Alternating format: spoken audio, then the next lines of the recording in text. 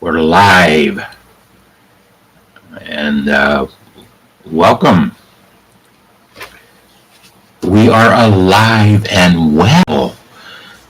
This has been the most incredible, maybe the most incredible total week of my life. I learned early in the week that I have the first great thing that I learned. Well, I actually knew it a little bit before that, but it was reconfirmed early this week that my prostate specific antigen is at the lowest level it has been in 10 years. And that's great news. The road to get there was one of therapy, hormone therapy, and that has been a real challenge, but there's a great end to that story. On Monday, when I saw my oncologist radiologist, Dr. Barrett, he said, as he was leaving the door, walking out the door, I'll see you in 6 months. And I said, you've never said that to me before. And he smiled, because up until that moment, we had appointments every 3 months. So the fact that he was saying 6 months, that was a good sign. And I also, on his way out the door, got his reconfirmation, date yet to be determined, that we are going to have, we're going to record YouTube record a 60-minute conversation, myself, Dr. Barrett, and Nurse Debbie. I call her Nurse Debbie. Debbie has been my nurse for the entire time that I've been in Dr. Barrett's office. And she has been a tremendous source of information for me, and typical of too many nurses in my life, way too many nurses in my life. But we're going to have a conversation, and I'm really excited about it. It actually, if you look below, there are 3 videos. Those 3 videos were produced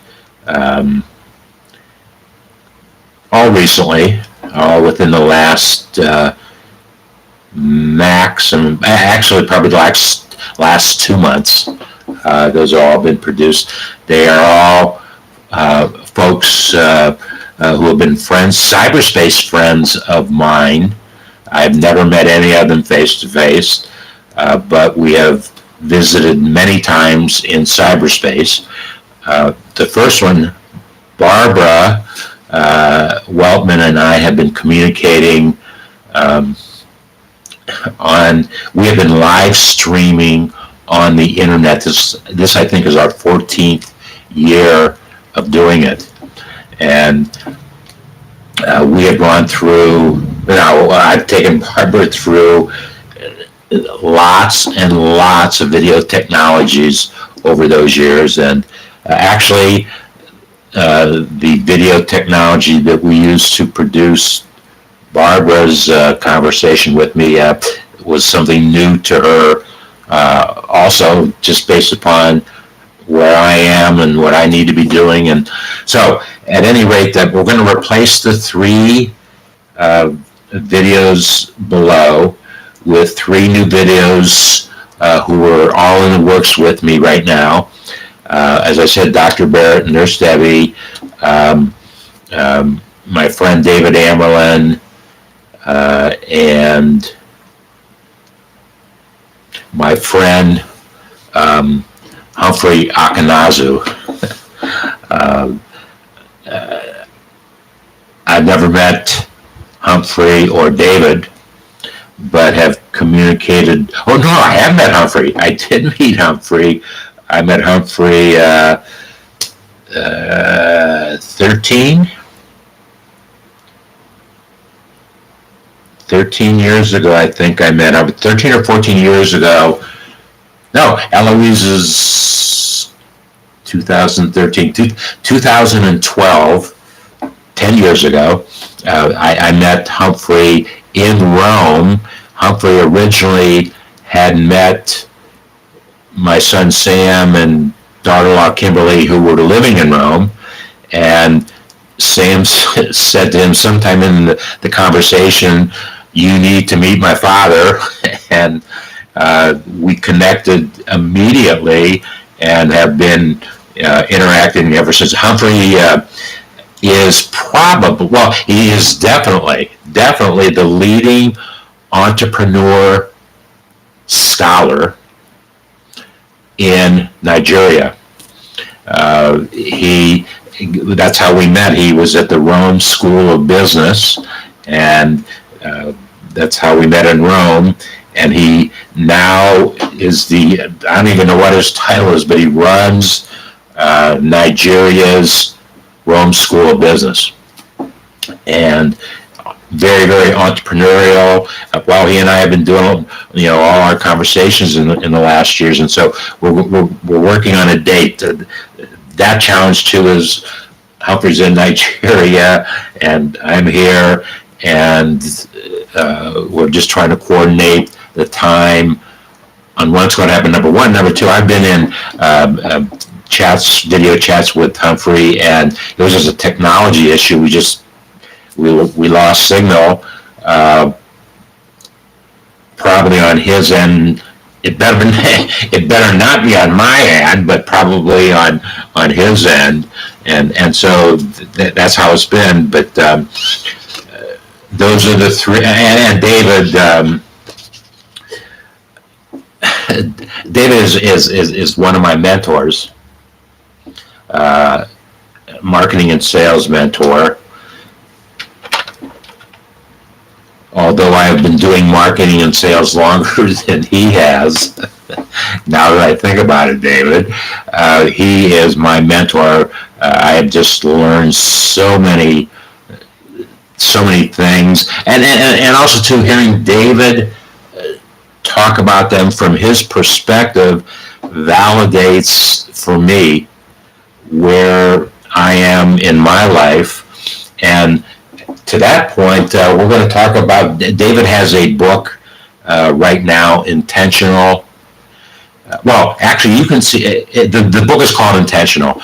You can actually see a discussion of that book that David and I had if you go to intentional.expert. Intentional.expert. David and I had a conversation about that.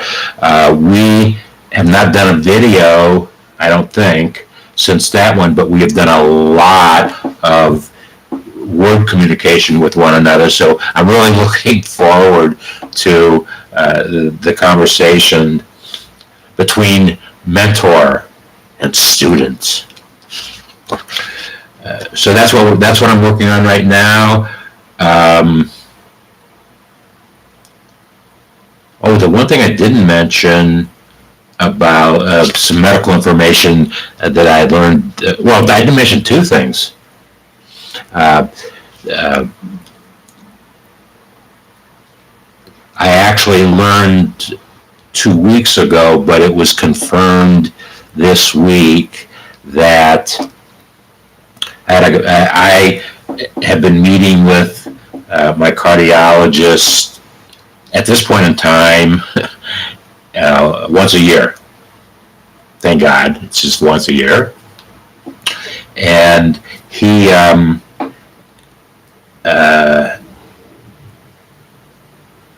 when I met him,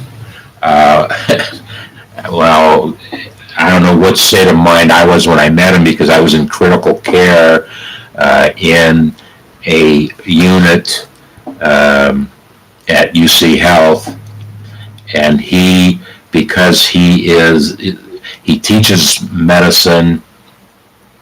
He's the head of the cardiology department at the UC Medical School. He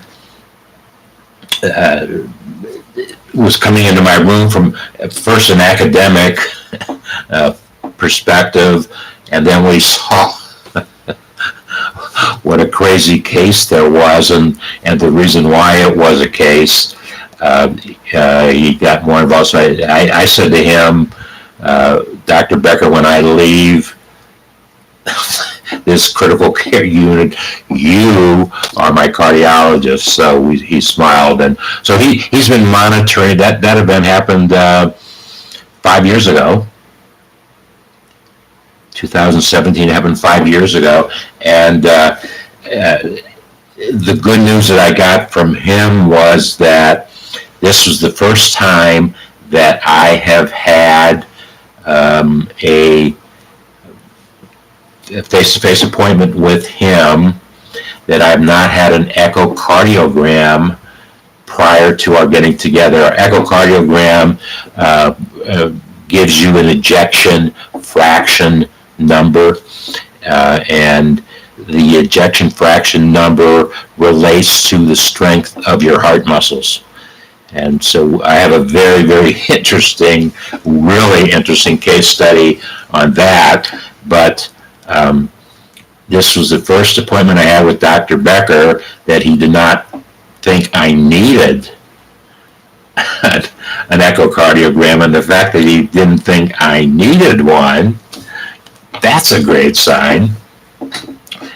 And he did say at our appointment that next year, prior to the appointment, we will have we'll have an echocardiogram. So that's 2 years since that will have been measured.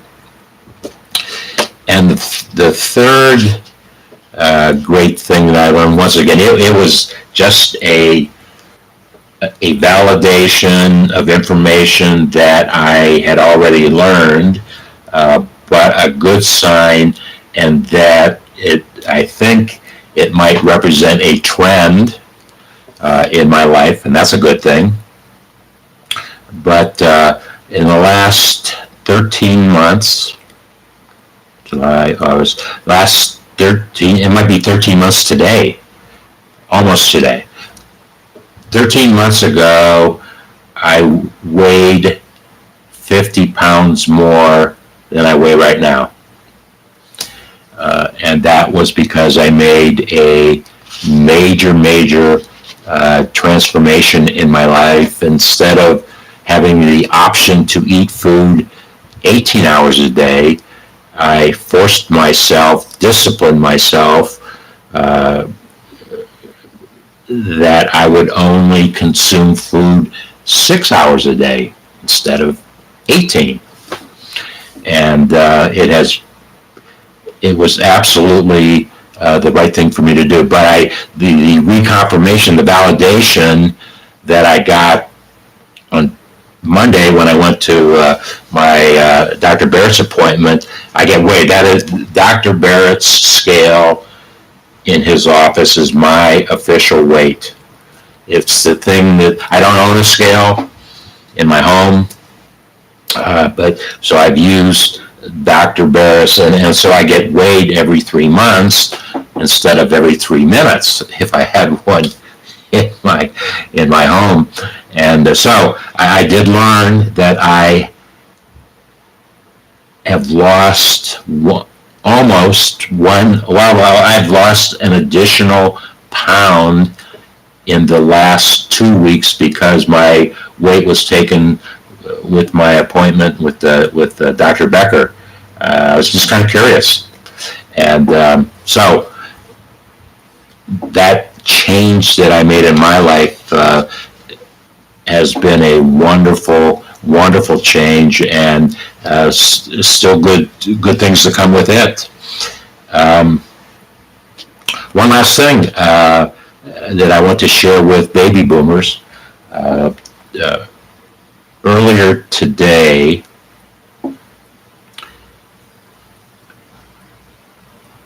I don't know. I can't remember if I shared it with you or not. But I'll add one last thing in summation that I will share. But earlier today, actually, probably just about an hour ago, I get daily emails from AARP, WebMD, WebMD.com, and the National Institute of Health. I'm not exactly sure what their it's probably NIH.gov, because I get, that is my source. Those three sources are the source of information that I share. I will share information only from those three sources, or if I have gone through the situation myself and can really share the information. But just today, AARP, they talk about anything about aging, baby boomers. That's their universe, and nobody does it better than AARP. But they were talking about the increase that is coming to Social Security on monthly checks beginning in January. The figure is not exactly known at this time, but AARP, based upon data, it takes 3 consecutive months to see inflation as it relates to cost of living. That's how the Social Security Administration decides if they are going to give up more money to anybody who is receiving Social Security. I started getting Social Security 11 years ago.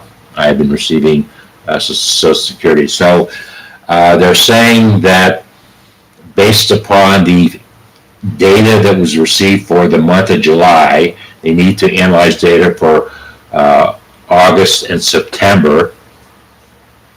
It looks like there's going to be somewhere around a 9% cost of living escalator to our monthly Social Security. And that indeed will be the highest number ever, not just for me or us, but the highest increase ever given to Social Security recipients. That's really good news. So thank you for your time today. Thank you for almost 19 minutes, and I wasn't even watching. And look, a theme that I have been running in my life for, I first used it in 1978, so 44 years. Thank you for 19 minutes of your time, and the next time we meet, as my old friend Heine Williams from 50 years ago used to tell his radio audience in my hometown, the next time may very well be the best time. We'll see you soon. Have a great weekend.